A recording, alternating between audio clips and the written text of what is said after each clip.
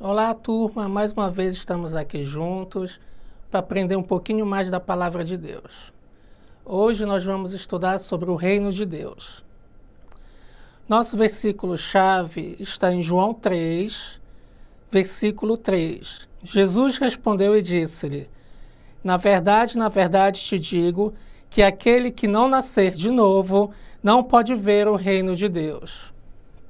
Mas afinal, o que é o Reino de Deus? Quando começou o Reino de Deus? Você pode me responder vindo de primeira na sua cabeça que o Reino de Deus é a igreja. Mas a gente vai aprender que a igreja não é o Reino de Deus.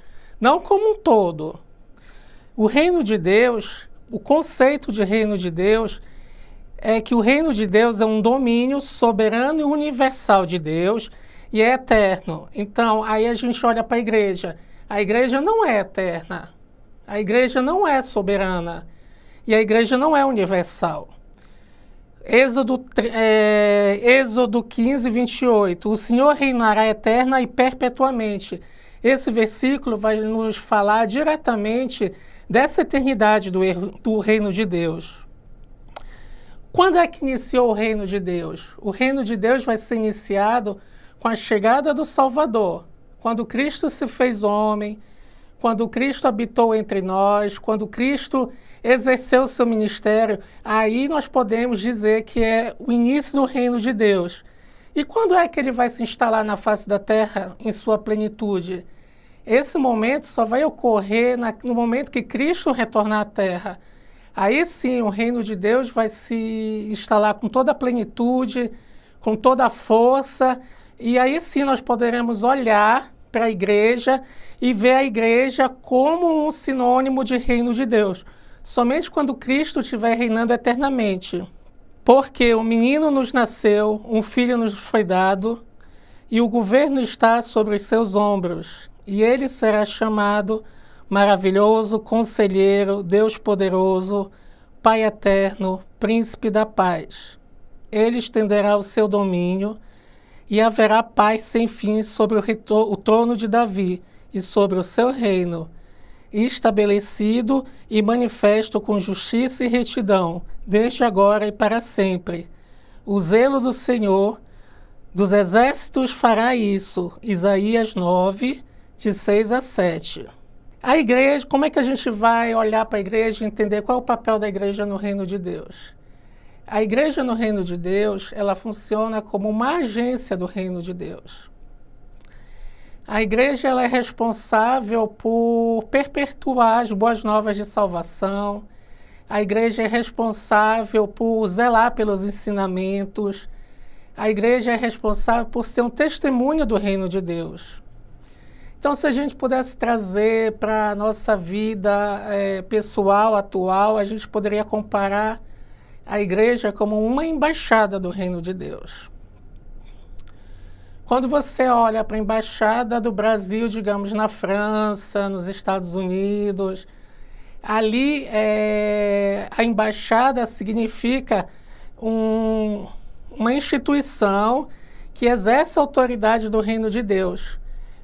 Assim a igreja, quando a gente compara com a embaixada, ela é uma instituição que tem autoridade do reino de Deus, obedece e segue as leis do reino de Deus. Esse também é uma embaixada. Uma embaixada de um país, ela está sob a autoridade daquele país que ela representa, ela está representando aquele país naquele outro continente, naquela outra cidade, e ela está sujeita às leis. A embaixada, digamos, do Brasil nos Estados Unidos, ela, naquele quadrado que ela ocupa, naquele endereço territorial que ela ocupa, ela está sujeita às leis brasileiras. Saindo dali, daquele portão, ela passa a ser tão sujeita às leis daquele país como qualquer cidadão. Então, a igreja ela funciona como uma agência do reino de Deus. A gente vai aprender algumas características do reino de Deus e da igreja, que aí a gente vai entender melhor por que a gente não pode usar a igreja como sinônimo do reino de Deus. Como eu falei, a igreja faz parte do reino de Deus, mas não deve ser considerada sinônimo, já que é uma agência e não o reino de Deus em si. Lembra que Cristo chegou e falou para Pedro que ele colocaria Pedro como autoridade daquela pedra fundamental que ele ia fundar, que era a igreja? Esse versículo a gente vai ver em Mateus 16, de 18 a 19. E eu lhe digo que você, Pedro, e sobre esta pedra edificarei a minha igreja, e as portas do Hades ou do inferno não prevalecerão sobre ela. Eu lhe darei as chaves do reino dos céus, e o que você ligar na terra terá sido ligado no céu, e o que você desligar na terra será sido desligado nos céus.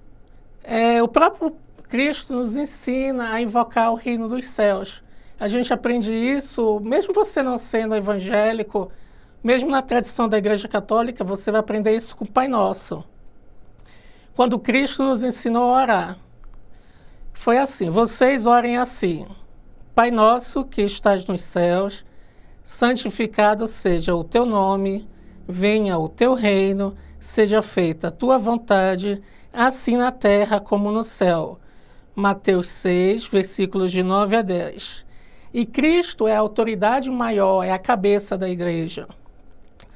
Ele é a cabeça do corpo, que é a igreja.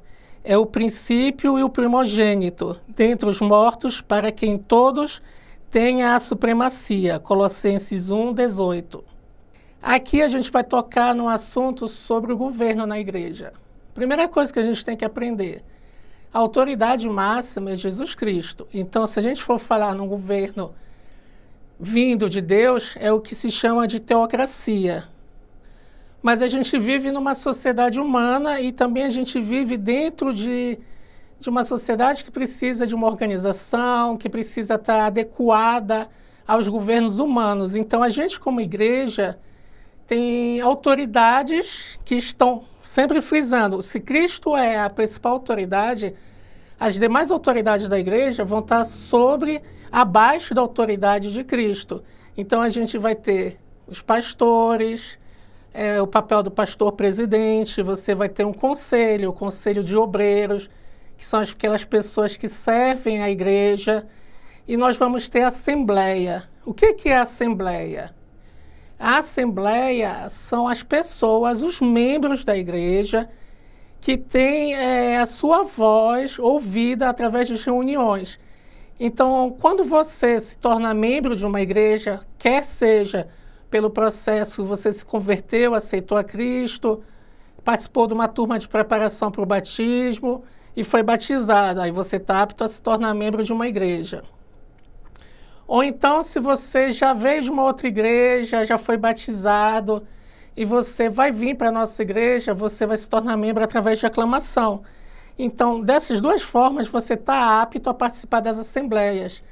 Então, você, como membro de uma igreja batista, você vai ver que as assembleias, elas são a porta de entrada para que você tenha voz e participação das decisões da igreja.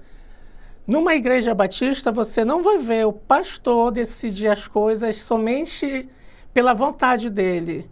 Essa decisão faz parte de um conjunto.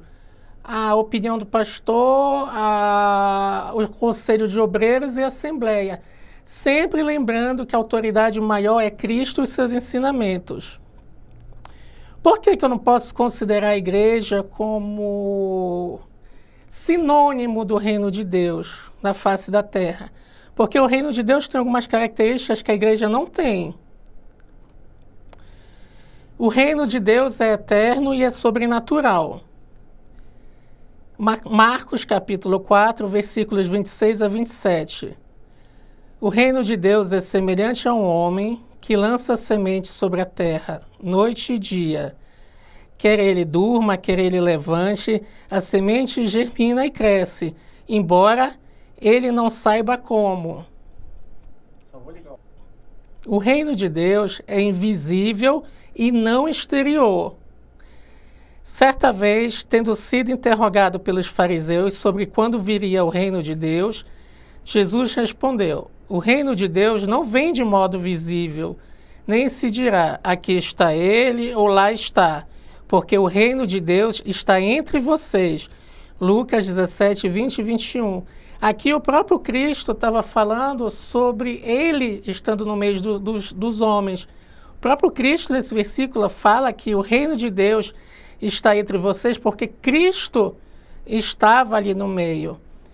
Por que que a gente não pode, a gente tem que entender que aquele conceito que a gente ouve muito, de que todos somos filhos de Deus, que todos os caminhos levam a Deus, é um conceito que já foi enraizado na cultura popular, mas não condiz com os ensinamentos do Evangelho.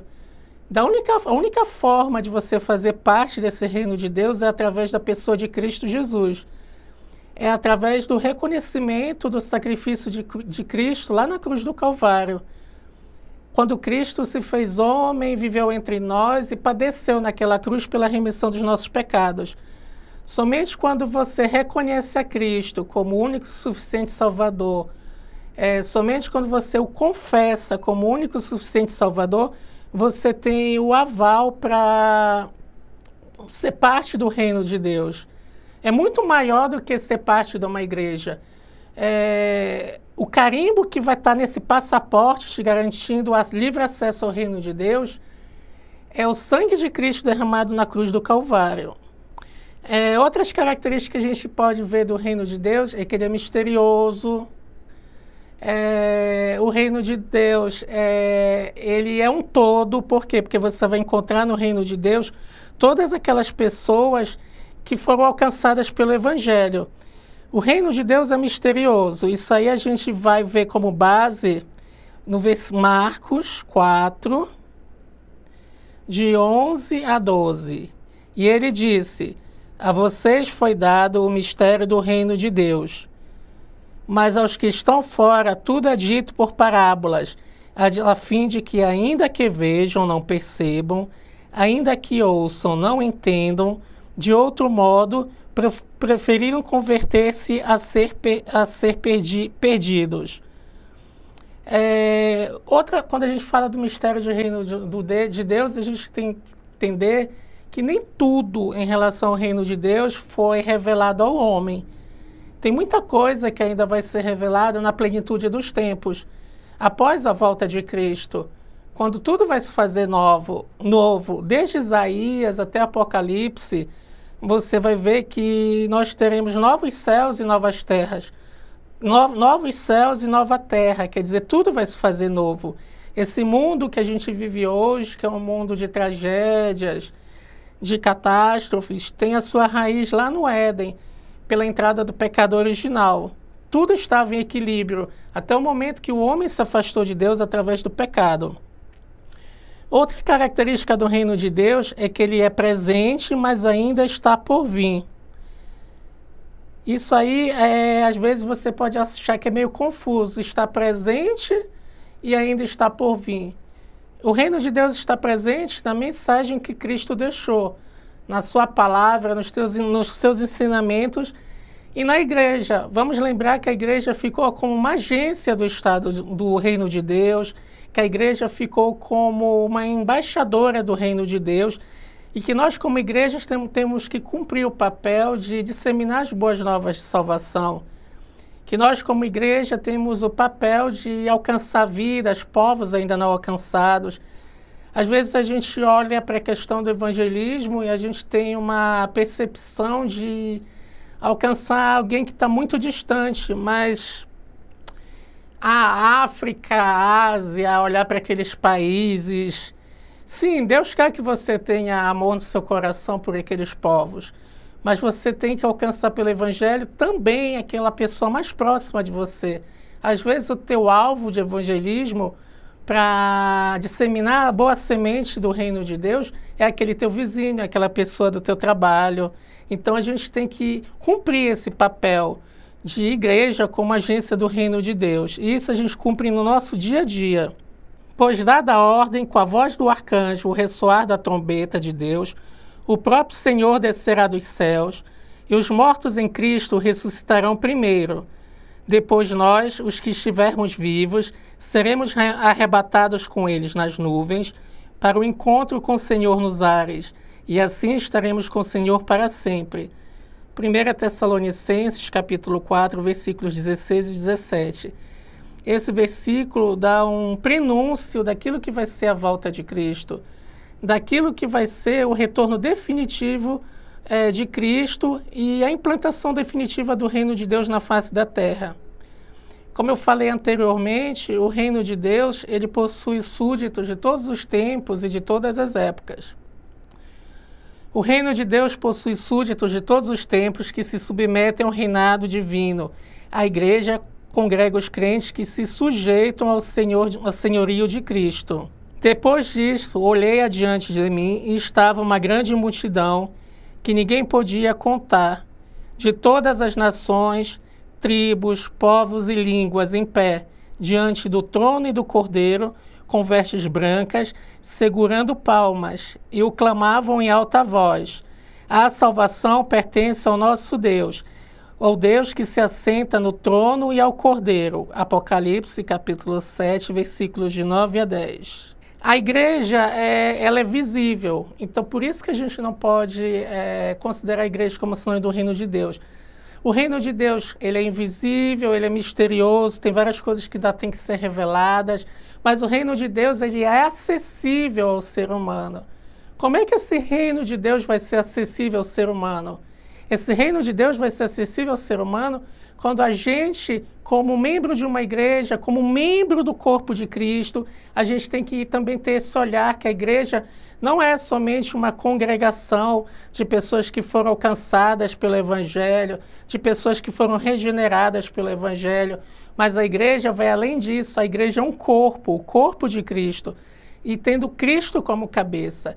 E a gente, como membro desse corpo, como participante desse corpo de Cristo, a gente tem que ter o mesmo amor que Cristo tinha.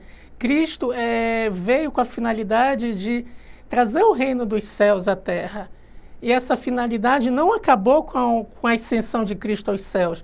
Essa missão foi deixada lá atrás pela igreja, para que a igreja cumprisse esse papel de expansão do reino dos céus. Igreja, quando a gente fala de igreja, a gente pode achar que a igreja está limitada a uma instituição, está limitada a 4 paredes. E a igreja vai muito além de instituição, a igreja vai muito além de um templo. A gente está numa igreja que é uma igreja grande, a PIB é uma igreja que tem mais de 1000 membros.